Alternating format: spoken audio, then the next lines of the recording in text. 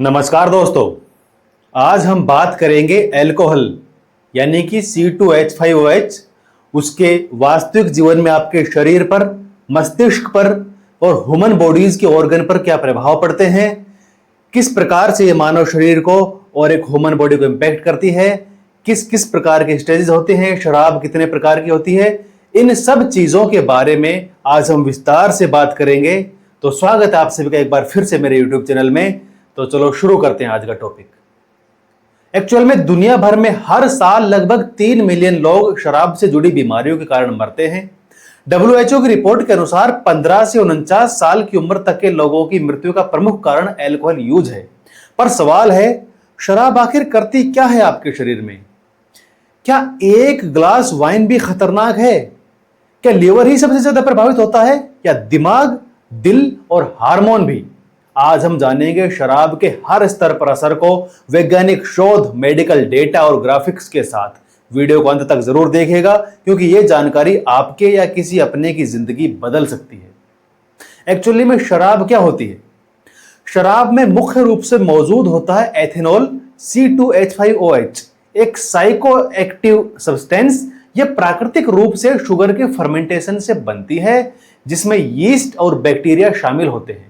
यह वही केमिकल है जो मस्तिष्क को प्रभावित करता है। शराब कोई न्यूट्रिशन नहीं देती, इसमें ना प्रोटीन है, ना विटामिन, ना फाइबर, सिर्फ एम्प्टी कैलोरीज होती हैं। एक 350 ml बियर में लगभग 150 कैलोरी, एक वाइन ग्लास में 125 कैलोरी होती है। शराब कुछ लोगों के लिए तनाव मिटाने का तरीका है तो कुछ के लिए समाज में स्टेटस सिंबल। लेकिन क्या आपने कभी सोचा है, बियर, वाइन, विस्की, रम, वोडका, जिन, ब्रांडी ये सब असल में कैसे अलग हैं? ये होते क्या हैं? तो सबसे पहले बात करते हैं बियर की। बियर दुनिया की सबसे पुरानी और सबसे ज्यादा पी जाने वाली शराब है। यह बनती है जौ या गेहूं के फर्मेंटेशन से, उनको फर्मेंट करके बनाया जाता है। और बियर में अल्कोहल परसेंट होता है 4% से 7%। इसका स्वाद हल्का और थोड़ा कड़वा होता है और ये ठंडी करके पी जाती है। बियर का साइंटिफिक फैक्ट बताऊं, बियर में होप्स नाम की एक फूल जैसी चीज डाली जाती है जो इसे कड़वाहट और एंटीऑक्सीडेंट देती है। अब बात करें वाइन की। अगर बियर पार्टी की रानी है तो वाइन शाही भोज की महारानी, ऐसा लोग अक्सर बोलते हैं। यह बनती है अंगूर के फर्मेंटेशन से एक्चुअली, और इसके कई प्रकार होते हैं जैसे रेड वाइन, व्हाइट वाइन और रेजे। अल्कोहल 8 से 15% तक इसमें होता है। इसका स्वाद फलों के जैसा या फिर सुगंधित होता है। इसके बारे में रोचक तथ्य है कि रेसिवरेटल नामक कंपाउंड होता है इसमें, जो दिल के लिए फायदेमंद माना जाता है, लेकिन सीमित मात्रा में, ऐसा पहले बोला जाता था। लेकिन यह कंपाउंड अंगूर से आता है, सो आप डायरेक्ट अंगूर भी खाते हैं तो ये आपको मिल जाएगा। तो no need to consume wines for this shit. ये पुरानी कहावत है, लेकिन अभी नई शोध से पता लगा है कि इसकी जरूरत नहीं है वाइन की। अब आते हैं विस्की पर। इसको मर्दों की ड्रिंक के नाम से जाना जाता है, पर असल में इसका स्वाद सबके लिए खास होता है और ये बनती है जौ, मक्का या गेहूं के फर्मेंटेशन से। इसमें अल्कोहल 40 से 45% होता है। इसका सेवन स्ट्रेट मतलब डायरेक्ट, ऑन द रॉक्स या थोड़ा पानी मिलाकर किया जाता है। इसकी खास बात यह है कि विस्की को वर्षों तक लकड़ी के पीपे में रखा जाता है और यही इसकी सुगंध और गहराई तय करता है। फिर बात करते हैं वोडका, जिसे रशियन शराब बोलते हैं। बिना रंग, बिना गंध, बिना स्वाद की एक अजीब मगर शानदार शराब, ऐसा लोग बोलते हैं। यह सबसे ज्यादा वर्सेटाइल मानी जाती है। यह बनती है आलू, मक्का या गेहूं के फर्मेंटेशन से, मेनली आलू के फर्मेंटेशन से, और इसमें अल्कोहल 35 से 50% तक होता है। इसे शॉट्स में या कॉकटेल में काम में लिया जाता है। शॉट आपने देखा होगा, पार्टी में डायरेक्ट ऐसे पीते हैं, और कॉकटेल जब कई प्रकार की शराब को मिक्स करके पीते हैं। वोडका को सबसे क्लीन ड्रिंक माना जाता है क्योंकि इसमें इंप्योरिटीज कम होती है। इसका एक साइंटिफिक फैक्ट है। अब आते हैं रम पर। सर्दियों की सबसे लोकप्रिय ड्रिंक ओल्ड मॉक का नाम तो आपने सुना ही होगा। ये रम ही होती है और ये बनती है गन्ने के रस या शीरे के फर्मेंटेशन से, शीरे से। ये कई प्रकार की होती है, डार्क, गोल्ड, व्हाइट। इसमें 37 से 50% तक अल्कोहल होता है। और दिलचस्प बात यह है कि रम को समुद्री डाकुओं और सैनिकों की पसंदीदा शराब माना जाता था। फिर बात करते हैं जिन की। एक सुगंधित और जड़ी बूटियों से भरपूर शराब इसको बोलते हैं। बोटानिकल फ्लेवर्स पसंद करने वाले लोग जिनका सेवन करते हैं और ये बनती है गेहूं और हर्ब्स से। इसका स्वाद होता है सूखे फूलों, नींबू और हर्ब्स के जैसा। इसका सेवन टॉनिक वाटर के साथ किया जाता है। इसके बारे में एक इंटरेस्टिंग फैक्ट्स है कि कभी कभी जिन को लिक्विड परफ्यूम भी कहा जाता है। और आखिर में आती है ब्रांडी। भोजन के बाद पी जाने वाली एक शूटिंग शराब इसे बोलते हैं। ये बनती है वाइन को डिस्टिल करके। इसका स्वाद मीठा और गर्म होता है। इसमें अल्कोहल 35% to 60% होता है। स्वास्थ्य दृष्टिकोण से भारत में ब्रांडी को अक्सर जुकाम खांसी के घरेलू इलाज के रूप में भी देखा गया है। हालांकि इसका कोई वैज्ञानिक आधार नहीं है, ये कमजोर आधार है। कई लोग इसे पीते हैं, पता नहीं क्यों पीते हैं, बहुत गलत है, नहीं पीना चाहिए। तो क्या अल्कोहल सभी के लिए एक जैसा असर करता है? इसके ऊपर अगर बात करें तो हर इंसान का शरीर शराब को अलग अलग तरह से प्रोसेस करता है।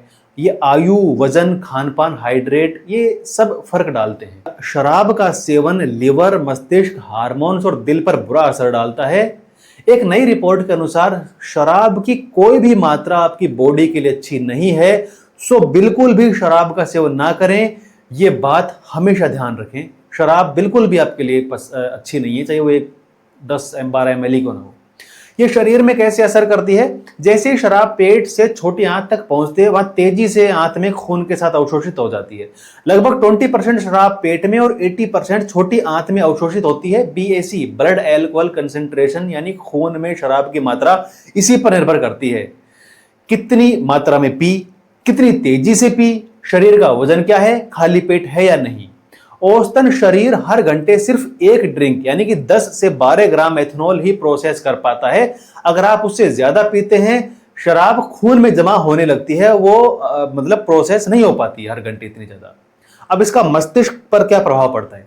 शराब मस्तिष्क के कम्युनिकेशन नेटवर्क को बदल देती है। ये GABA नामक न्यूरोट्रांसमीटर को एक्टिव करती है, जिससे मस्तिष्क शांत हो जाता है, लेकिन ये शांतता अस्थायी है। साइंस जर्नल न्यूरोसाइकोफार्मेकोलॉजी 2013 के अनुसार शराब decision on making, impulse control और मोटर कंसंट्रेशन को प्रभावित करती है। इससे फ्रंटल लोब फंक्शन धीमा हो जाता है, जिससे इंसान बहकी बहकी बातें करता है, संतुलन खोता है। आपने देखा होगा कई लोग गिर जाते हैं, लड़खड़ा जाते हैं, वो इसीलिए होता है।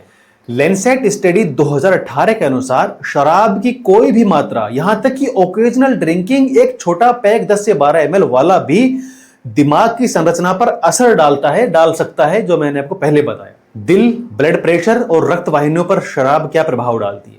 एक्चुअली शराब दिल की धड़कन को अनियमित कर सकती है, जिसे एल्कोहलिक कार्डियोमियोपैथी कहा जाता है। एक research journal of American college of cardiology 2017 में आई थी। वो कहती है कि 4 या ज्यादा ड्रिंक पर डे लेने वाले लोगों में एट्रियल फाइब्रिलेशन का जोखिम 20% तक बढ़ जाता है।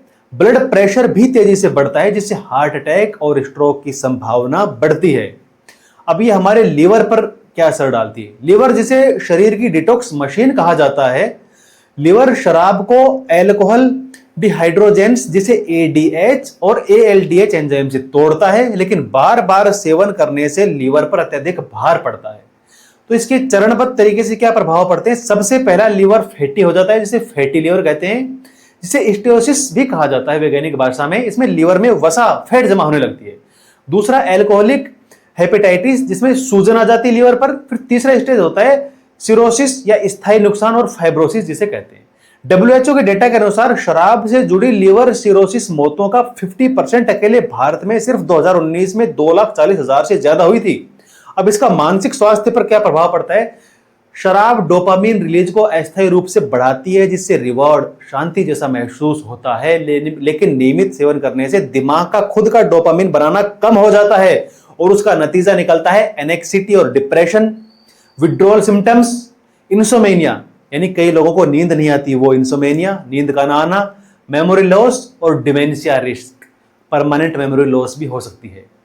NIMH, national institute of medical health के अनुसार शराब के सेवन से डिप्रेशन का जोखिम 2.5 गुना तक बढ़ जाता है। अब कैंसर और इम्यून सिस्टम की बात करें तो WHO ने शराब को क्लास 1 कार्सिनोजन घोषित किया है, यानी जो निश्चित रूप से कैंसर का कारण बनती है। ये मुंह, गले, लीवर, ब्रेस्ट, कोलन सहित कई अंगों का कैंसर बढ़ाती है। एक data IARC, international agency for research on cancer के अनुसार सालाना 7,40,000 से ज्यादा कैंसर केस सीधे शराब से जुड़े होते हैं। महिलाओं में ब्रेस्ट कैंसर का एक बड़ा कारण मॉडरेट ड्रिंकिंग भी हो सकती है। और अगर इम्यून सिस्टम की बात करें तो शराब व्हाइट ब्लड सेल्स WBC को कम कर देती है, जिससे संक्रमणों का खतरा बढ़ जाता है। शराब बंद करने के फायदे अगर देखें, अगर आप शराब छोड़ते हैं तो 30 दिनों के अंदर ही शरीर में बहुत सारे बदलाव आते हैं। हार्वर्ड मेडिकल स्कूल के अनुसार, उसने एक रिसर्च करी थी, उसके अनुसार पहले हफ्ते में आपकी नींद बेहतर होती है, डिहाइड्रेशन कम हो जाता है। 2 हफ्ते शराब छोड़ते हैं तो लिवर एंजाइम सुधरते हैं। तीसरे हफ्ते में ब्लड प्रेशर स्थिर हो जाता है और चौथे हफ्ते के बाद स्किन, मस्तिष्क और एनर्जी लेवल में सुधार आता है। और लंबे समय में इसका इंपैक्ट देखें तो कैंसर, हार्ट डिजीज और डिप्रेशन से बचाव हो सकता है। तो अगली बार शराब पीने से पहले सोचिए, क्या ये थोड़ी सी मस्ती आपके शरीर के लिए कीमत तो नहीं बन रही है।